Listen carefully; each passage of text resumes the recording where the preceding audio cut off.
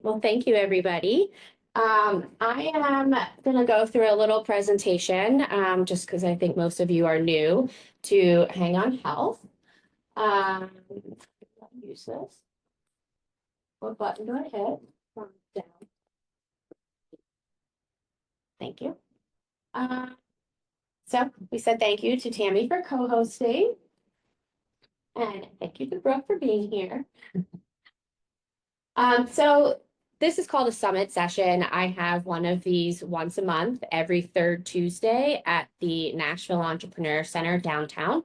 Very much the same style, whether it's an entrepreneur or a wellness professional. So keep an eye out for that.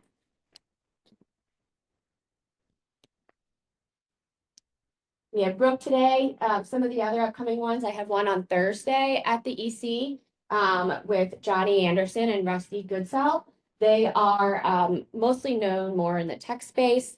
Johnny was more in telecoms, but he's been an entrepreneur. He's now an advisor at the EC, a resident advisor, and has a couple of great roles. They're going to talk mostly about imposter syndrome. They both had kind of a challenged upbringing. So we'll talk about how that now plays into who they are today, some addiction issues, some very dark moments. We are going to cover just about every topic, so that should be really good as well.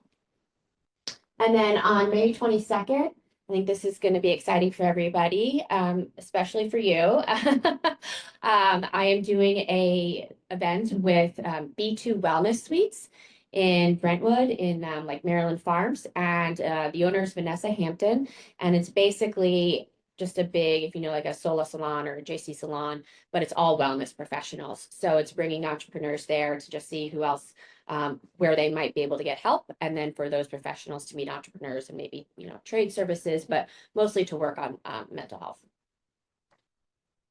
And all of these events are complimentary. And will these be listed in the below email? Sure. Yes. So there is a little social media challenge if you're not already following, or even if you are, Hang on Health on Instagram or LinkedIn. If you take pictures or post about this event, you will win one person will win a $15 Amazon gift card. The more you post, the more entries you get. We'll throw the day testing. There you go, double whammy. Better. Love it. So they have to tag both of us. Yes. Yeah. So before I get into who Hang on Health is, I do want to recognize that this event is extra special this month because it is Mental Health Awareness Month. So if you don't have a green ribbon, please grab one. And I just wanted to kind of walk us through what the reality of mental health is, whether it's entrepreneurs and business or just in general. There are 333 million small business owners in the country. I believe we make up 99.9% of businesses. 75% are concerned, those business owners are concerned with their mental health. Entrepreneurs have 2 times higher likelihood of chances of suicidal ideation and depression. They have 10 times higher chances to have bipolar, 6 times higher chances of ADHD. Employees with inadequate mental health miss 4 times more work. At least 65% of startups fail due to human-centric reasons. 20% of those are due to mental health. 77% of founders refuse to get help. I'm not sure what that says for the rest of the company. 81% of founders hide their struggles. More than 50% hide it from their co-founders. And then lastly, this one definitely blew me away. In general, there are 340 people for every one wellness professional or every therapist. Tina, I would be interested to see that stat. You talk about they hide it from their co-founders. Mm-hmm. How many hide it from their family? Oh, I'm sure a lot. Yeah, absolutely. I mean, one of the things that reassured me that I was on the right track when I started this and made the announcement on social media, I had someone who I hadn't talked to in 10 years, and he sent me a message and said, "Thank you so much for doing this. I am battling severe depression. I'm married and have 3 kids, and I hate my job, and my wife doesn't know." she doesn't know I feel this way. And that's kind of the safe space that I want to provide, is that you feel that you can confide in other people. So. And I think that this is important to also think about, because yes, we want Mental Health Awareness Month. I think you automatically think, well, you need to be aware of yourself, but it's also being aware of those around you, whether it's your employees, whether it's your family, and helping them get help, ideally, if they're open to it, and you as well. And so we all really impact one another. So it's not just us, but it's others that are out there. So real quick, a little about Hang On Health.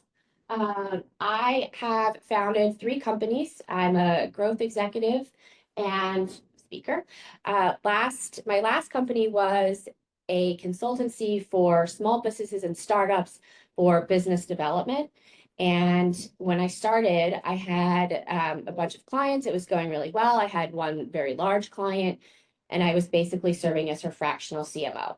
I had about 6 contractors and their teams on retainer, 2 employees. It was a $30,000 a month retainer. I had gotten her into the Entrepreneur Center as the cafe daily food service provider. And she was a very Christian woman. She said, oh, I started this because my friends at Bible study told me that I'm a really good chef. It was a catering events company. And her tagline was, greatness comes from serving others. Awesome. And then in July of 21, so about 9 months in, she started to slowly not answer any of my emails. End of July, sat down, she said, okay, I need to get rid of one service. Okay, fine. And then I never heard from her again. So she never paid the $30,000 invoice. So I'm now on the hook for all of my contractors and my employees. So on top of that, I then took out a $17,000 loan to pay them, now getting into my own financial problems that I already had.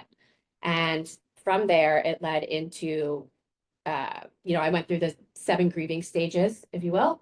First, it was, oh, I can solve this, not a big deal. I'll just, get my lawyer. And then my lawyer reached out and no response. I couldn't find a lawyer to even sue her because the $30,000 wasn't large enough for them. And if I had taken her to small claims court, she probably wouldn't have shown up. So she didn't respond to any of my lawyer's outreach. A little while later, I pulled a background check on her, and turned out that she was a fugitive, had multiple thefts of services against her, and owned nothing. So even though, you and I have talked about this, I am airtight on contracts. And if there is something that I abide by, I don't always do all rules, but if there is one, it is legal. And it didn't matter. It didn't matter. And so that then led into, after that, I was angry, I was sad, I lost myself. I had a very successful career in DC, making really great money, established career in state and local politics.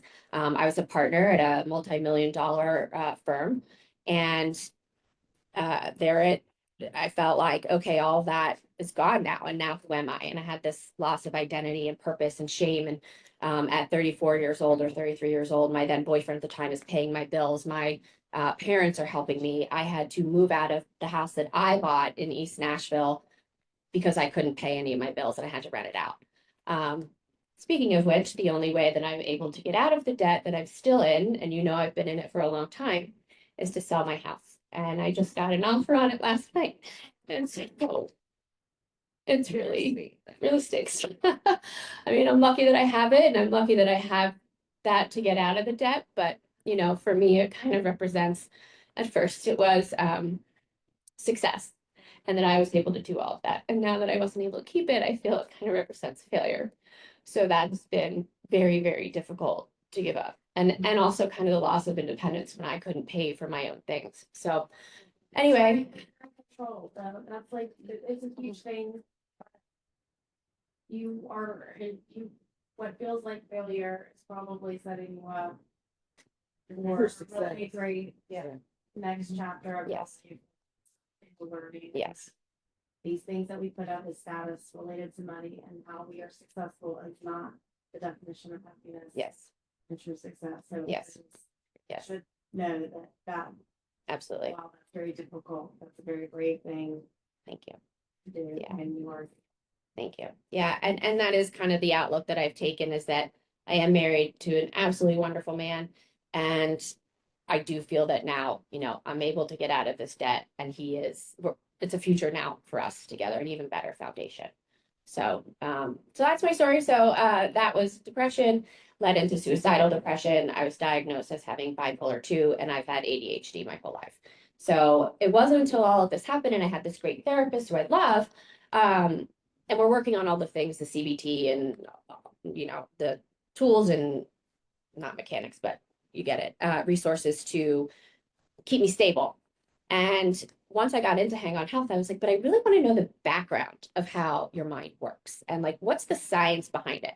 And so I've been finding that really interesting as well. So I don't know if you consider that a self-help book, but I'm happy to include some of those that I've been reading. So down button. Oh, wrong down button.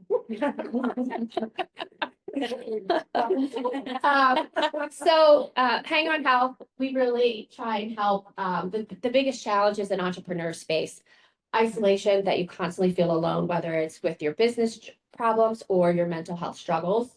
You're uninformed. So like I mentioned, I had all these tools around me, but I didn't have access to, well, what does my diagnosis actually mean? And it took me a lot of time to go through and figure out, okay, what resource is credible, which one's viable, and they're not easily accessible. And so that's one of the things that I want to help entrepreneurs find.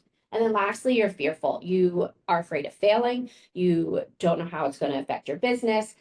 All of the uncertainty around your business, your life, your finances is what causes us that fear.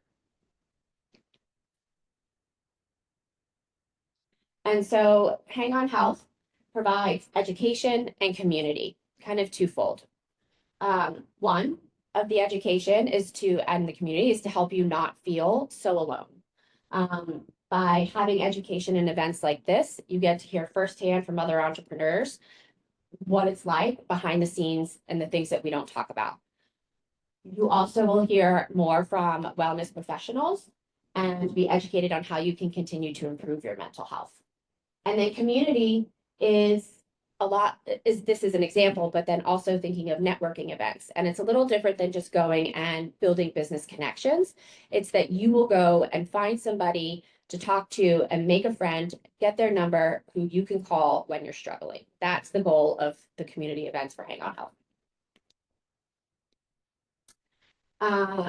So finally, kind of building on top of what I just said, what these events are is to go behind the scenes. I can sit here and tell you everything I did with my lawyer and with that client, but it's what I felt, how I felt, that is most important in our conversations. When we are talking today, I do want this to be a discussion, and I love this setting because I think it opens up a lot more for that. So please feel free to just jump in, say your comment, ask a question. I want us all to be involved. And then Hang On Health was just launched in October. So if you have any feedback, ideas, topics that you want to hear, please don't hesitate to let me know. Lastly, the goals for today, same goals as Hang On Health. I want you to walk away not feeling so alone, and knowing that you have somebody that you can call when you're struggling, and that you now have access to better resources, whether that's from Brooke's experience and what she's used, or mine, or anybody else's. So that's really what I want you to take away, the value that you have today. All right. So I am going to finally turn it over to Brooke. Thank you for being here. Of course. I have all my fancy note cards. Love it. Love it. Why don't you begin by telling a little bit of your story, and then we'll get into the detailed questions. Sure. Yeah, so I am Brooke O'Dell. I have been in Nashville for, am I on? How did it, she just turned off on her own? Okay. Okay, here we go. So I have been in Nashville for a long time. I came here the day I graduated. And that I left the corporate world when I was expecting my oldest. I worked for CMT, and so I had a great fun job downtown. And I knew I wanted to stay home. And so I picked up a cake decorating book, and I was like, I'm just going to figure out how you do this thing. And so because of my connections with CMT, I was really fortunate to have some great clients over the years, just all kinds of cool talent stuff that you get to do. And I had a friend in the end of 2016. She came up to me and said, there is this bakery for sale in Brentwood, and I think you should buy it. And I was like, okay. And I was very familiar with it because at the time there were only just a couple of cake supply shops in the entire Nashville area. And so a few weeks passed and I reached out to a friend of mine who's kind of the smartest gal I know and just said, this business is for sale. How do you buy a business? And she said, I don't know, let me look into it. And a few weeks passed and she called me on a Tuesday and said, okay, I went by that business. I think you should go by and then let's have dinner. And so on Wednesday, I went and visited this little shop. And on Thursday, we went to dinner and she said, if you had this business, what would you do with it? And I am a dreamer and I had not slept, just like I spilled my guts out to her for a solid hour, just all these colors and sprinkles and all of these things. And she just said, well, I know that God brought us together so that I can help you with this dream. And we were signing papers on Saturday. And so our business had been around for over 50 years in Brentwood by the time we bought it. So we stayed out of that little tiny 50-year-old space. And then we really quickly realized we were outgrowing the space. Not to mention it was kind of hiding in plain sight, tucked off the little side street in Brentwood. And so we started the plans and dreams of looking for a new property. I have a great real estate attorney who's a good friend of mine. And so I found the dream location at the beginning of 2020 and was given a lease to sign in March of 2020. And I had a little bit of pause because I thought, I don't know what's about to happen. And luckily, we started doing 4 to 5 times our volume because we had stayed open where most bakeries had closed in the Brentwood area. And I had somebody tell me, like, this is your time as a creative to shine. And so we did all the things. We created pity party kits where I was shipping pity party kits all over the country. And so we proceeded with our lease and moved in October 2020.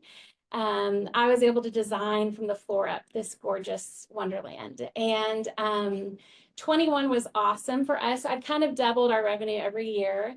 And then in 22, we started to feel a little weird, and I had a huge staff turnover. And I had been taking out debt, high interest debt. And it got to where I was having to take out more debt to pay on the debt, just a constant cycle of juggling on top of some SBA loans and some other treasures. And so, but we ended up, unfortunately, having a $250,000 drop in 1 year. And so it became a very insurmountable feeling of just like, I don't know how we recover from this. But my business, by all appearances on the outside, we were like killing it. Everybody, everyone was just like, this is a dream. And 23 was the same, just kind of trying to figure out what's going on with the market. And that's when I kind of started to realize it's not just me in a way. And 23, at the end of 23, we actually had all of our bank accounts hacked, which was really fun. I was actually judging at the state fair. The cake competition, I was judging it while I was on the phone with the hacker inside my bank account. And so we had to close. And for me, I thought I have some relief on some of these debts for just a minute. And then they froze every account that I had. And so I had to operate for 3 weeks without access to any cash at all. And unfortunately, I had to go get in touch with an attorney and kind of figure out what I had to do. And so we were able to file a Chapter 11 to kind of reconfigure our debt structure and to try to make it feel a little more manageable in a way. But ultimately knew like it was not a great scenario. We just, in order to pay our debt, pay our rent, and pay staff, I had to bring in a minimum of $25 a month before I ever bought a stick of butter with my business, which is a lot of cash when you're dealing with cookies and cookie cutters for the most part. And so in March of this past year, I just reached out to my attorney again and said, I don't know how we're going to keep paying this note. It's just so high and we're just really struggling. And I was already working 70, 80 hours a week and had a kid graduating college, and my dad had been in the hospital for months, very sick. And so I just, there were days that I was like, man, I really would almost love to drive my car off the road, not so that I hurt myself, but just so that I don't have to go to work today. And I was just like, man, this is not, how is this happening? I'm on my way to sell sprinkles and I can't get myself sorted out. And so we met with our attorney in May of last year. And, I said, what are the options? And she said, well, they're not great. You either reconfigure your business again or you file to close. And I said, well, what does that look like? How do you do that? And she said, well, you figure out the day you can close and you leave your key on the table and you walk out the back door. And I was like, okay, so soon? And she said, yes. Like, how soon can you close? And so we made the announcement, and 2 weeks later we shut the doors. And then I went home to see my dad, and he died exactly a month later from the day we closed our store. So it was just a lot that kind of hit at one time on a lot of levels of just grief, like heavy. I'd walked through grief with good friends with just trauma. But when it's your own in that season, it's very, very different. And then kind of the end cap was my old dog. I mean, she was sitting at my feet for days. We ended up having to unfortunately put her down exactly a month later after that, in the middle of my son's birthday party, which, I'm like, it's a dog, but it was a dog. It was a comfort rest. So, yes, yeah.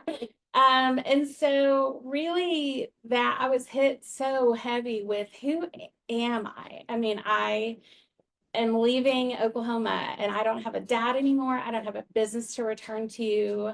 I have a kid going to college.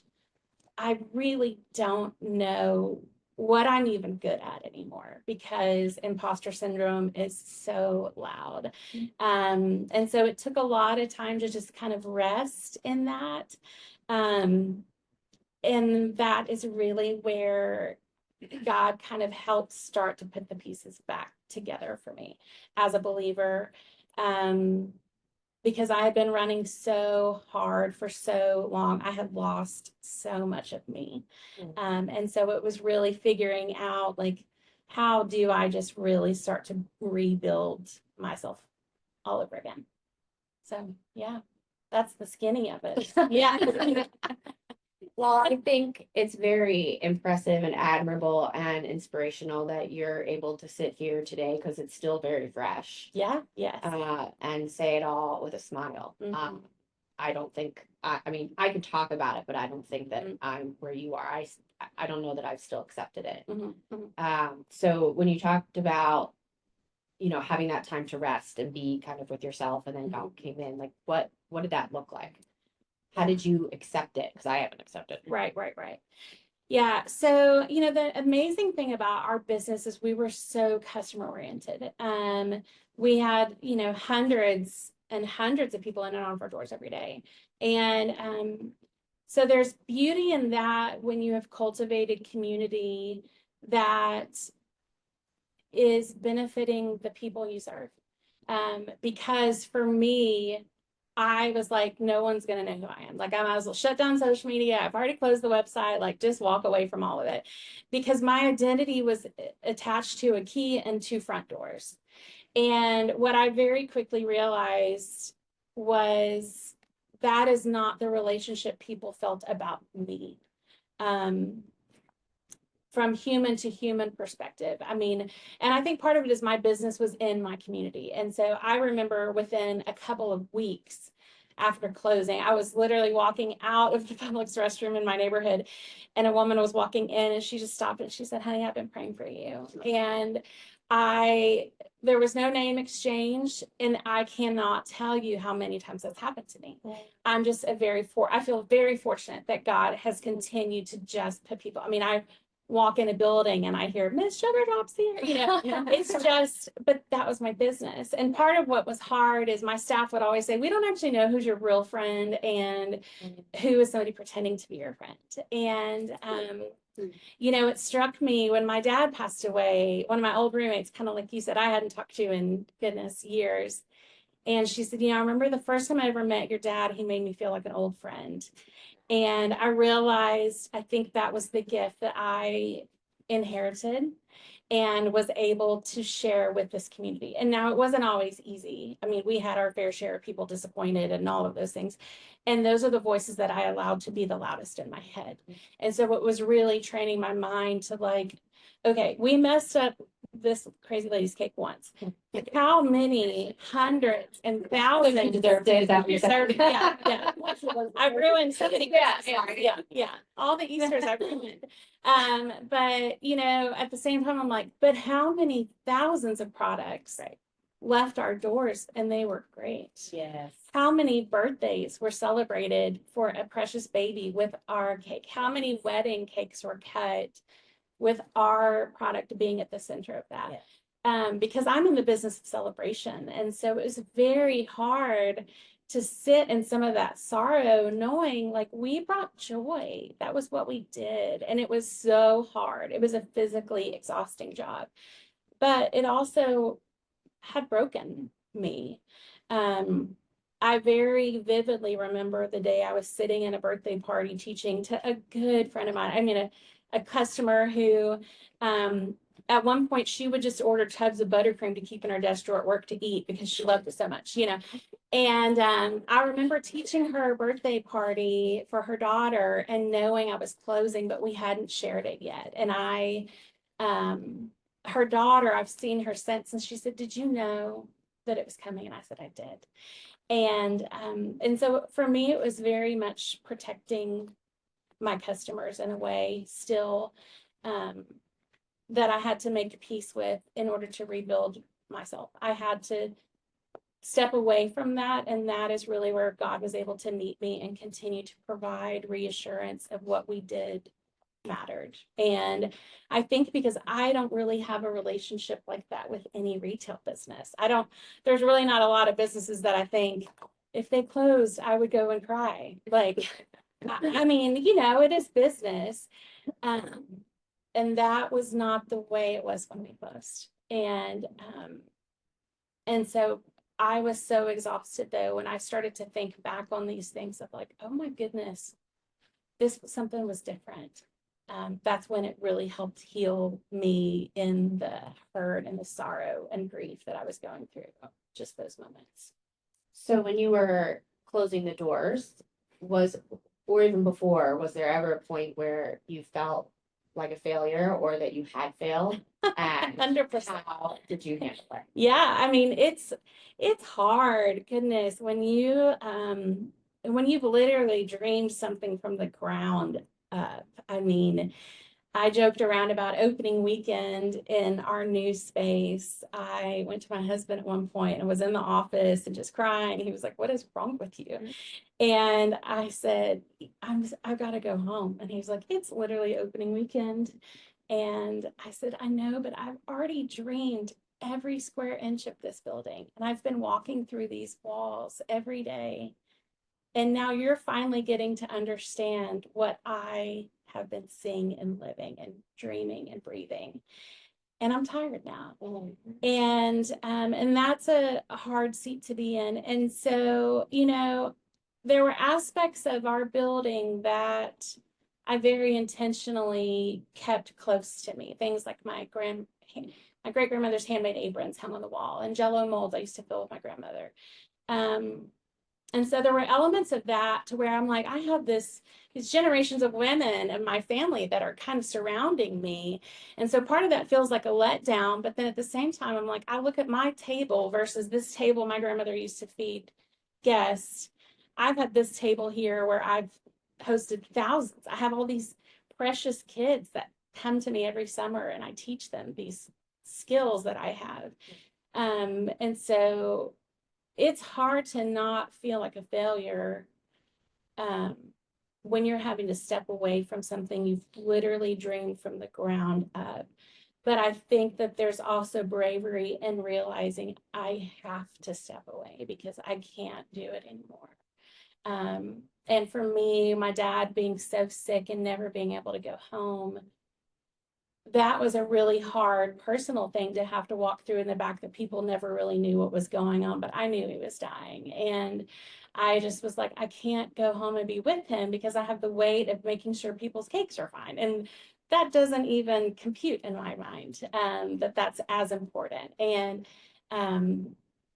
so there was the letdown, and the personal disappointment. Obviously, the financial aspect of it was huge. But my husband and I, after we met, we were like, what's our loss at the end of the day? And she's like, you basically will owe some taxes and then you'll step away. And we lost our car. You owe taxes on debt? Mhm. We owe back taxes from Oh, the back business. Yes, yeah. So, and back taxes will never go away. So, yeah. That you still have to pay Sam. He wants money. But yes, no. So we, there's that failure aspect, because obviously when we built our business, we poured everything financially into it, thinking we're going to sell it. And we had offers of franchising and buying in and a lot of different capacities, that unfortunately never came to fruition. And so there's the financial element of it. But I think at the same season, in the same breath, when you lose a family member, you very well realize, like, you are not taking anything with you out of this life. And so if I lose my car, I lost my car, but I can get another one. But it's the time with my kids that I can't get back. It's the time of being there with my dad more that I couldn't get back. And that is where it really helped me to realize, like, failure can be described in a lot of ways, but based on the business I had, I felt very wealthy by the connections I had and the friendships and relationships. I think you're a very different business in the sense of being so involved in the community. And like you said, selling the celebration, or you're in the business of celebration. I mean, there aren't a lot of businesses that could say that. And so you are a very integral part. Did you feel maybe in the beginning, and then I don't want to answer the question, but I'm going to. Yeah. Maybe in the beginning, like guilty that you weren't going to be there for those people anymore and for your customers? I had to just let that go. I know that sounds weird. You can't be all things for all people. I mean, even when I was operating a business, like the amount of like letdown you get, or disappointment from people when you can't take on any more orders, like, you kind of learn to have to deal with that in a different way. And like, we had summer camps. I had huge summer camps. I would sell 8 to 9 weeks of summer camp a year. And so, I can literally look back at my phone, and I have pictures of students who came every year for 7 years and grew up under my roof. But I hope that they look back on some of this of like, you remember when I did that thing with that lady? And I hope that I taught them more, like, it's okay to be you. I want you to be authentic and free in this space and dream a little bit brighter, maybe. And so the thought of letting down my customers, I had a lady I ran into maybe 6 weeks ago, and she just looked at me and she just said, "What happened?" And I said, "We just couldn't do it anymore." And she said, "But we miss you." And I said, "I know." And I said, "But I was able to go be with my dad before he died." And she said, "Honey, don't say anything else. That's exactly what you needed to do." And there's so much peace that I have by that, because at the end of the day, I don't care how many more birthday cakes I made. If I couldn't have done that in my life and had those last moments, what's the point? I would feel more angry towards that had I not left. Yeah. When I did. Yeah. So then what did, if you're okay kind of talking about it, the conversations at home and with your husband and your kids, and saying how you now have more time with them, what did that look like? Yeah, so my oldest, I have 2 boys. So I have an almost 19-year-old and 15-year-old. And so we bought it. They were teeny tiny tater tots. I have pictures when we were pulling out the carpet that first weekend, and just, goodness, they watched us build something from nothing. And my oldest started working for me when he was 15 until the day we closed. And I mean, I employed so many kids from my youth group and women from my church. And, my husband and I, in 23, I had really started to settle in just hard grief because of just employee situations and so Eric, even though my husband never technically legally owned the business, he owned the business with me. But it was 100% mine. And so there are elements of that I can share, but it was what I carried with me from every moment I would breathe. And I realized that most days I would come home, but I wasn't home. And you know, that last meeting we had with our attorney, I had done all of them by myself. And finally I told my husband, I said, I don't know what's going to happen today, but I really want your ears because I want to make sure I understand what's going on, because I don't know if we're going to lose our house. I don't know if we're going to lose our cars. I've never filed bankruptcy before. I don't know what this looks like.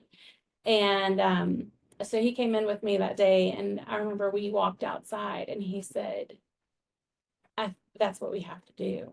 And I was like, I know, but it's a lot. And he said, I know, but it's what we have to do.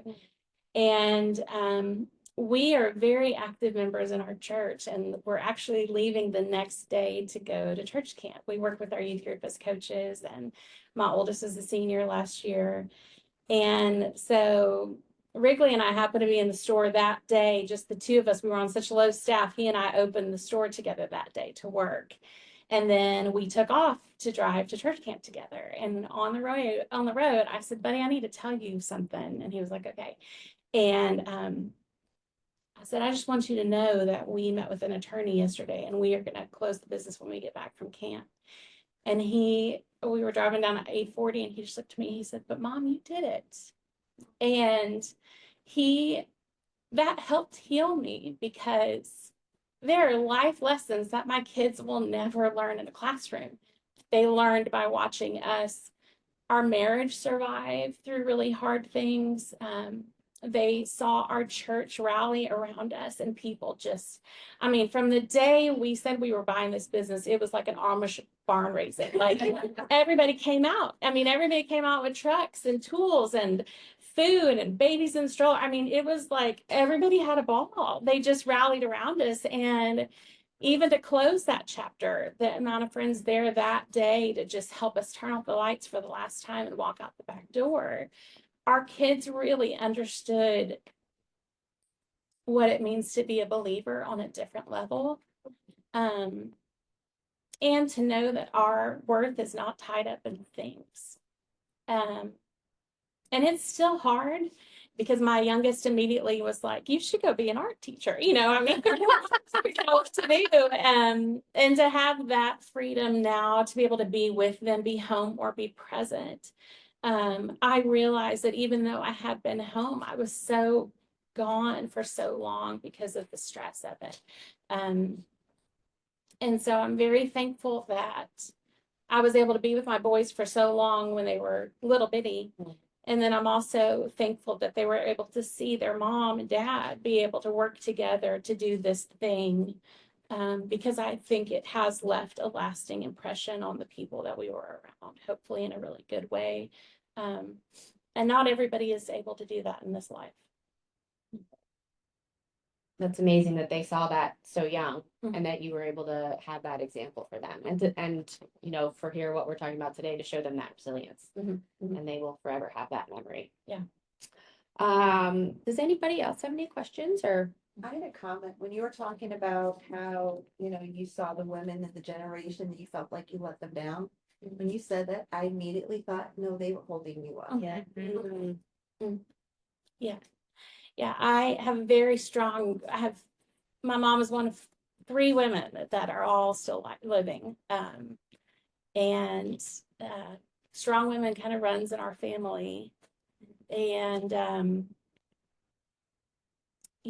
it is very much about our family and our faith. And I always said at my home, we live in a normal size home, and I always said, I wish we could push a button and extend the walls of our dining room like a pop-up camper, because it's never big enough. And my memories of growing up are of tables that felt like they never ended, of people and community.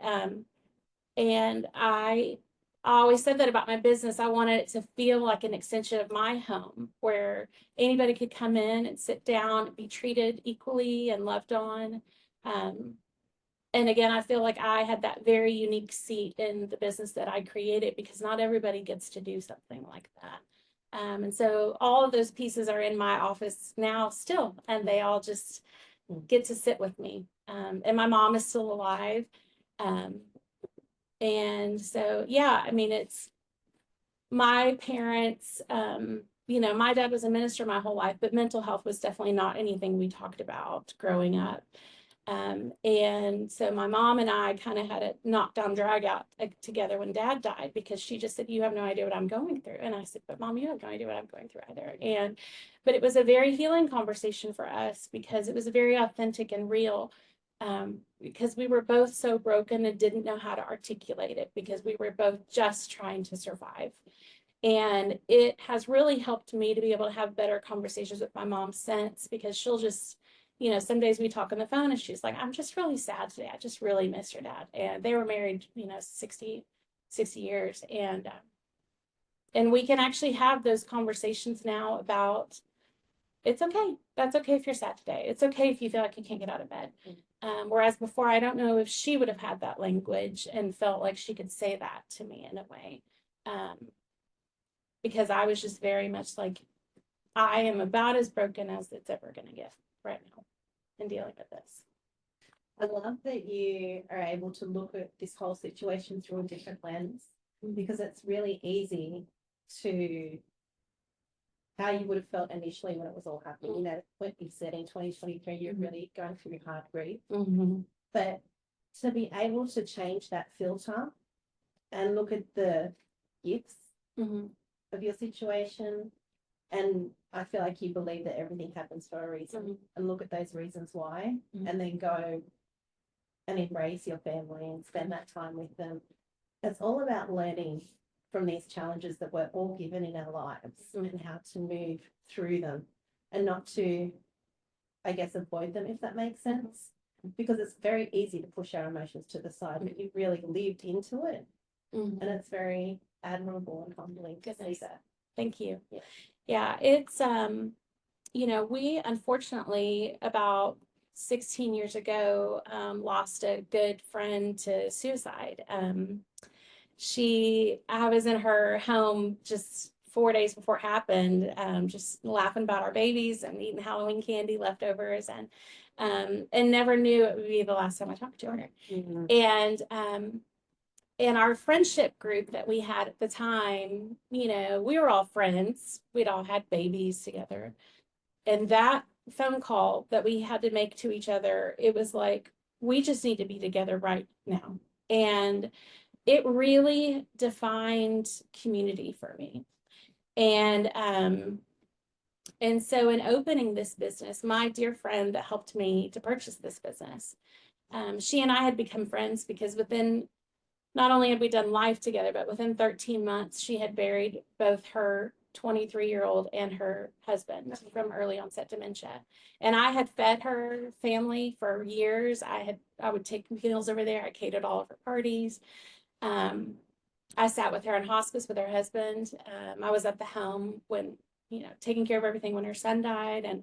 And she is the most gracious, unbelievable woman of strength and dignity and beauty. And it just taught me also so much that it's okay that we're doing these really, really hard things. But God is still good and he's still with us. Yes. And we each have these different seasons, I truly believe, because it's going to prepare us to be able to be strong when it happens to somebody else, to help them know, like, you can pick up the pieces and go on. I mean, the day that my son called and said, hey, there's a tow truck outside the front door waiting for you to get home to take your car, I was like, okay. And, I broke down for a moment, because for me, I was like, what else do you guys want? Like, I've lost everything, it feels like. And then I'm like, but I have it.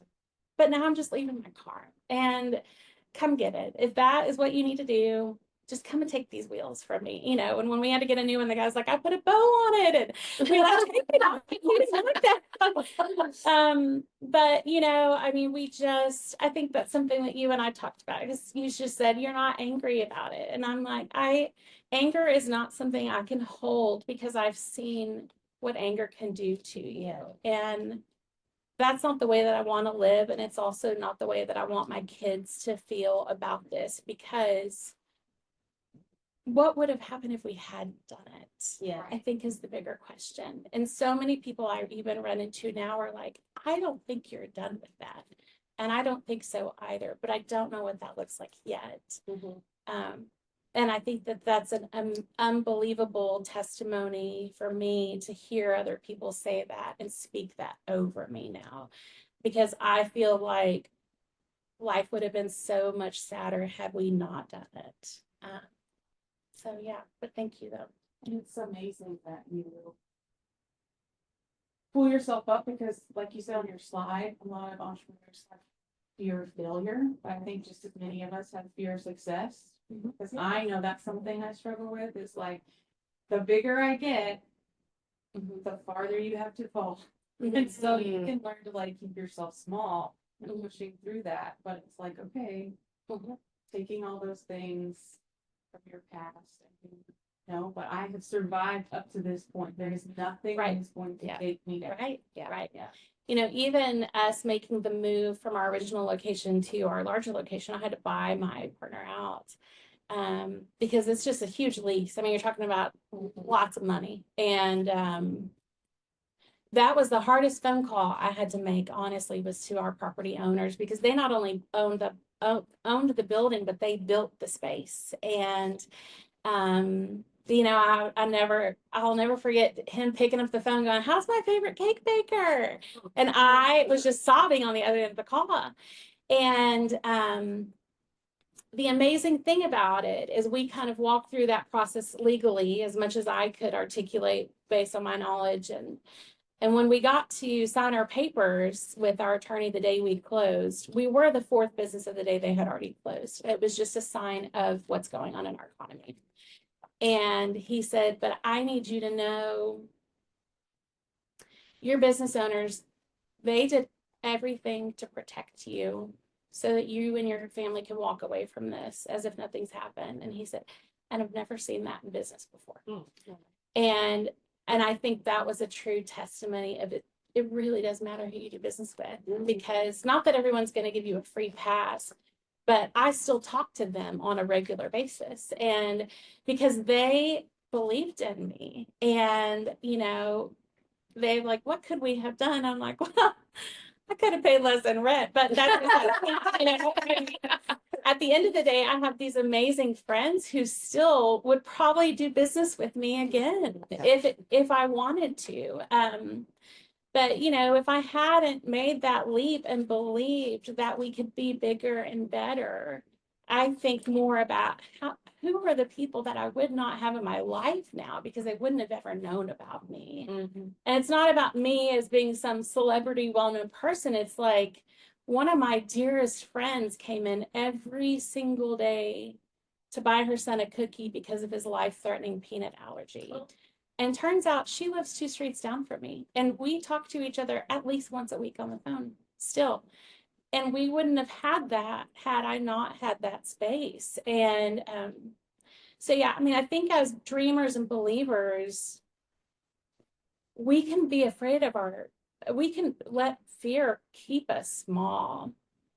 But when you don't go big, you don't know how you're going to be used in that capacity either. And I'm very fly by the seat of my pants kind of gal. And I'm not mad about that in certain things. And yeah, financially, like it stunk. There's shame that comes with that. You know, my husband, I'm like, it's not because we couldn't pay our mortgage. We had to close a company. Let's be real about that. And then let's think about all these businesses or well-known people who had big failures, and they're forgotten about because all you see now is Disney World.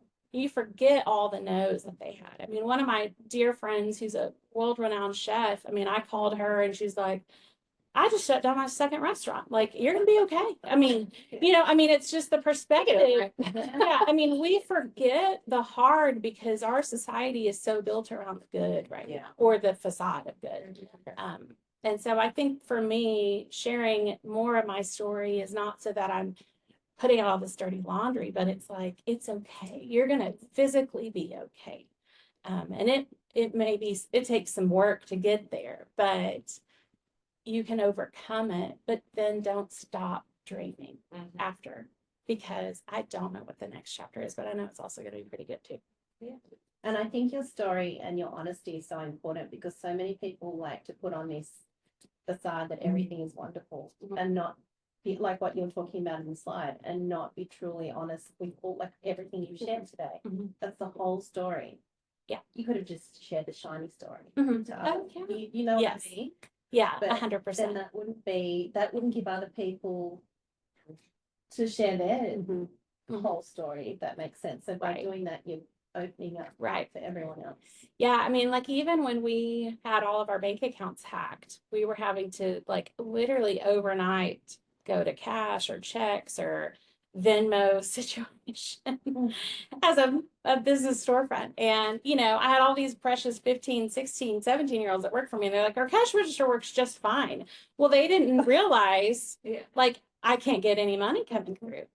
And so, I had to protect even my own members of staff for a long time, because I'm like, you don't need to know these things are going on. But there was a lot that I internally had to just keep bottled up for so long. Like, even after we closed, I had breakfast with two of my oldest, dearest friends.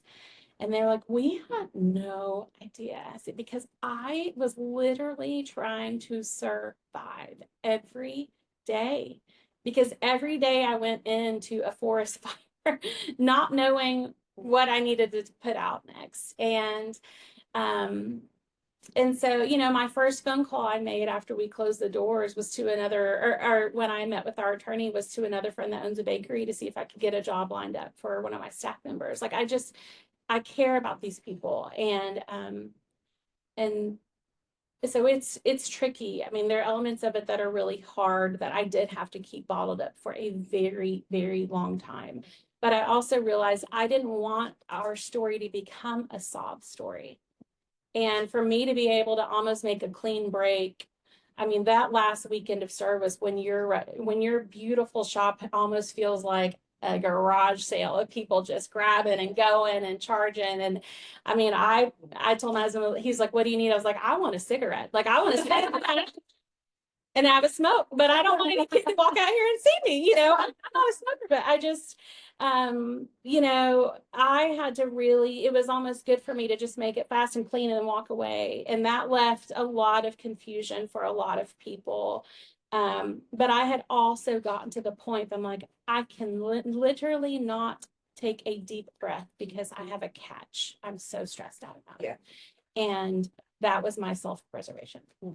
So. Brooke, I love what you said about Wrigley said, but mom, you did it. Because I think not just as entrepreneurs, but as parents, it's our instinct to protect our kids. And only after something like this happens do you realize how resilient your kids are, and they've watched the process and that they're proud. Yeah. Of you, and they give you grace before you give yourself grace. And I think in our conversations around this and family and sort of that piece of it in terms of they see what you're doing, and while they don't necessarily appreciate it when they're younger, and things that you miss as they get older, they do appreciate it, and then to, like I said, extend that grace. And then the second thing I would add is something that you keep mentioning that I think is so important as an entrepreneur, is creating that community of other entrepreneurs around yourself that you can pick up the phone and call and say, I can't do this another day.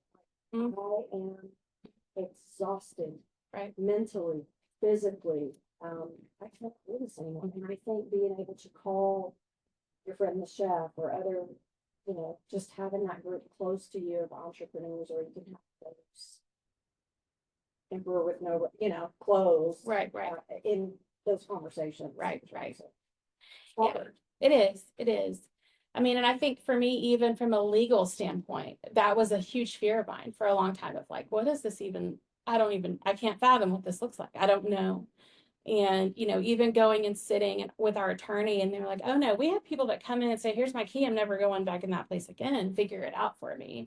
I mean, I still to this day get emails of like, hey, you have still back this month, even though it's been wrapped up and the bankruptcy is settled. It's, there are those reminders constantly that will mess with you. I mean, it took me months to think like, oh my goodness, it's the 5th of the month. Have I paid my rent? Like, there are just those triggers for you. But I say, if you're having issues, especially if you're like, I don't know how I can do it, go get answers and help as fast as you feel like that.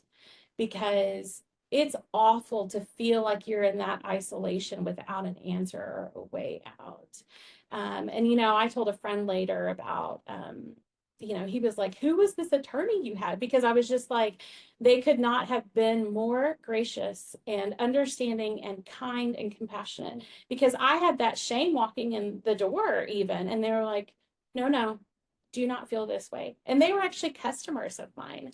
And so they're like, we know what you have done and it is incredible. And unfortunately, the economy is not set up to be kind right now. And so having somebody just gracefully walk you through that and reassure you of things and provide that peace of mind, even though, yes, you are signing paperwork that sucks, I'm okay. I mean, it's not a death sentence by any means. But even like a conversation about your dad, and you're gonna be on the phone and Mhm. you're sick and be like, I need to go home, but I can't. I've got this big, thing that I'm preparing for the weekend, and I was talking about that, and it still amazes me how we get so immersed in our business and the day-to-day and the pressure to deliver for customers, that when you pull yourself up and out of that, you look back and think, I think you become numb to Mhm, like, mhm.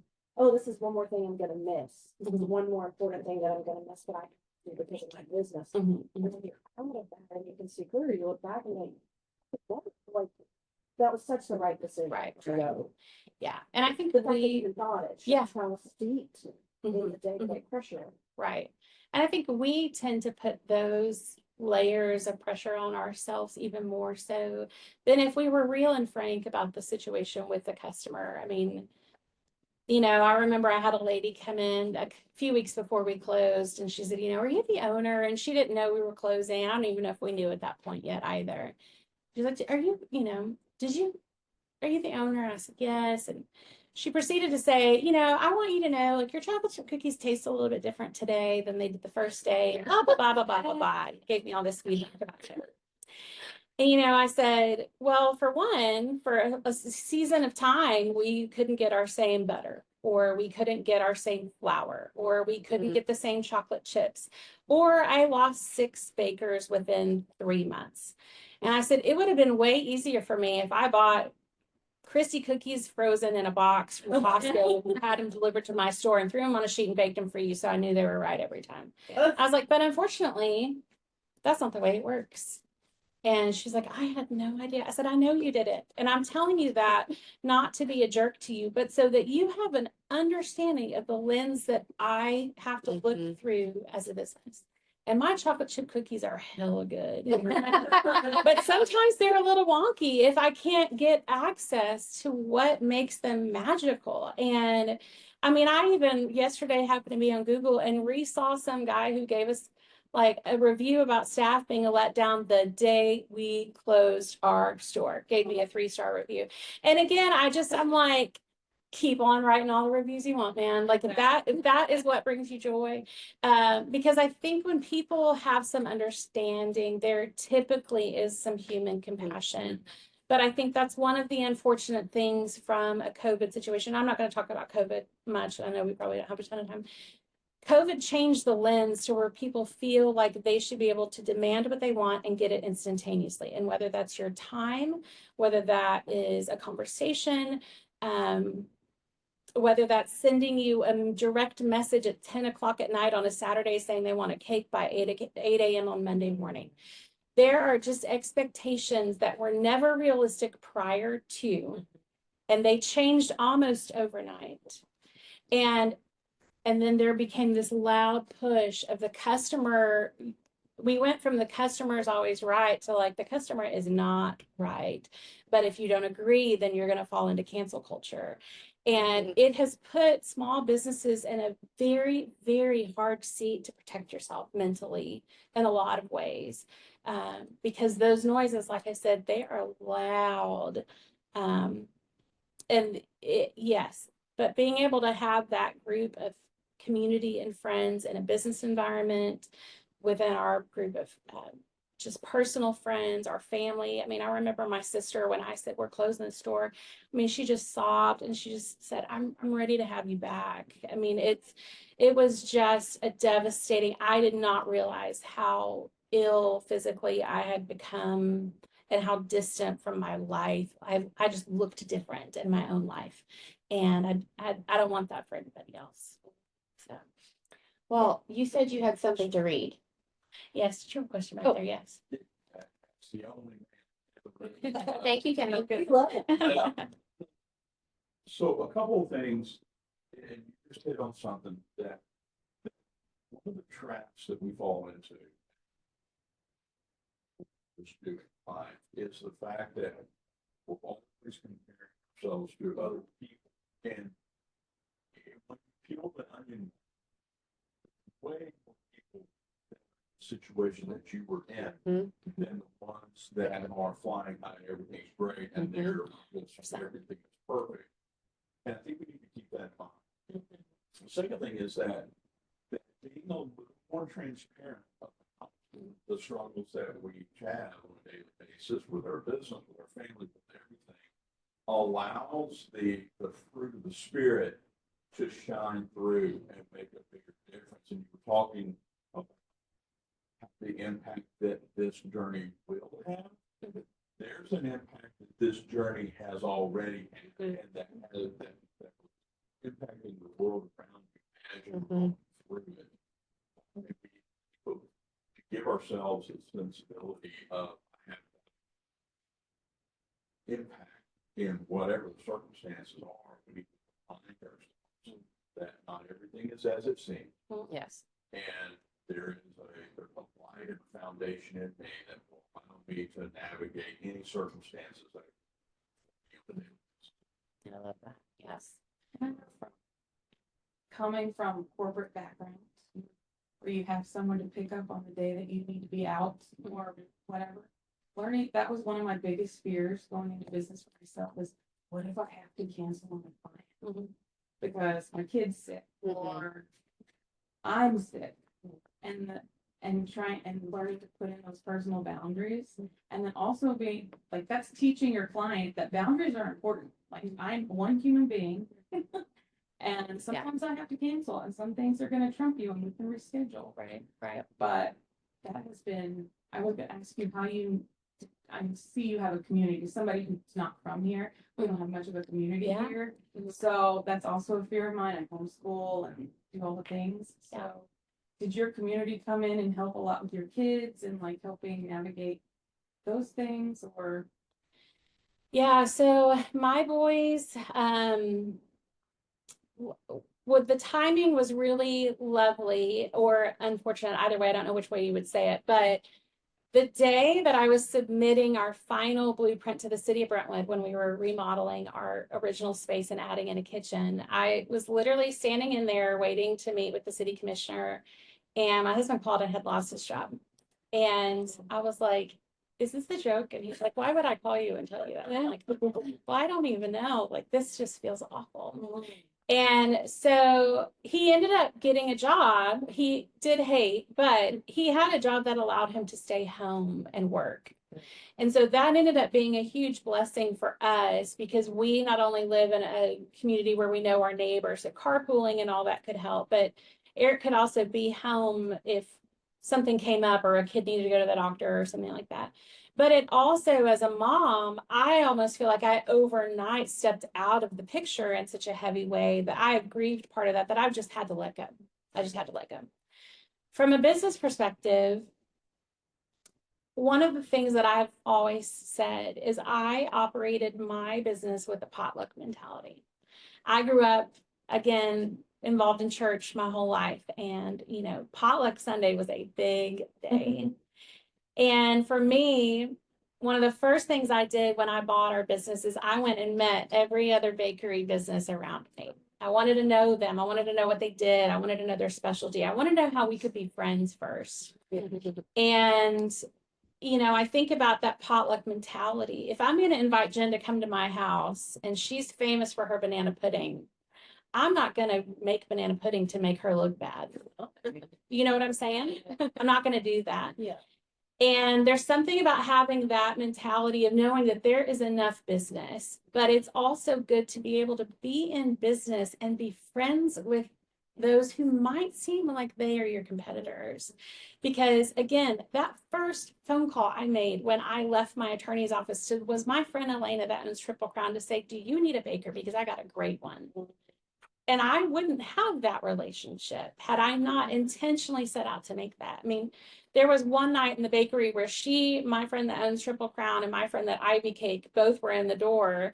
And my husband said, this is like the bakery mafia. They didn't know each other. You see what I'm saying? I happen to be that one single gal, and not that I'm anybody special, but I was very intentional about saying, who can my people be? So that if I can't do an order, if someone needs something we can't, if I'm going to be out of town, where can I share the business and share the wealth with somebody else and also make a friend at the same time? And I still am connected to so many people in my business that might have felt as competitors otherwise, but they're not, because of the way I approached my business when I started it. And so I think finding your people, you do have to seek that out in a way. And that's a challenging part of being a mom and an entrepreneur. But I think there also comes with that, you have to ultimately put in your life first and make your business function around that. Because if I had to do it all over again, the boundaries that I let slip overnight instantaneously, you can't ever pull them back in. And whether that's with your customers or your staff, whatever, you got to define what you want to do and you got to stick with that and be what you're willing to do too. All right, why don't we get ready to wrap up and you can Perfect. read what you have. Yeah, so one of the things that I've been doing, so about 17 years ago, I started a cookbook memoir, and I have circled back onto it since we closed, and my dream this year is to be able to get a proposal together. But I wanted to just share this teeny tiny, there's more of it, but I feel like we've said a lot of this already, but I just wanted to leave you guys with this. So that I've always appreciated the first section of James's message. Consider it a sheer gift, friends, when tests and challenges come at you from all sides. You know that under pressure, your faith life is forced into the open and shows its true colors. So don't try to get out of anything prematurely. Let it work so you become mature and well-developed, not deficient in any way. If you don't know what you're doing, pray to the Father. He loves to help. You'll get his help and won't be condescended to when you ask for it. The reality was that I didn't consider too many things a gift. My heart was too broken for many months to grasp the goodness of being cracked under pressure. I didn't have any anger towards God, but I was left with so many questions while the loneliness in my head started to settle, mixed with a heavy dose of imposter syndrome. When reflecting on this passage, there was evident proof that those vows I took and promises I made didn't say that things would be easy and better, but that I would be given a clear way to meet God, whether that was with my marriage or with turning over my business. And I slowly understood that my true colors and flavors in life were always bitter and sweet, salty and savory, soft and crunchy. #1 New York Times bestseller. I think Well, thank you so much for sharing all of this. Clearly, it was an amazing discussion. I very much believe in law of attraction and that everything happens for a reason and there's always a silver lining. I think it's why I'm here as well. But I want you to know that because of the energy and the light and the charisma that you give off and the thoughtfulness that you have for others and going out and not, working with competitors, is just inspirational. And it's why everybody has been so good to you and why God has been so good to you, because you have walked in his footsteps and you are emulating him. Absolutely. So thank you so much for sharing all of this. Thank you. Thanks for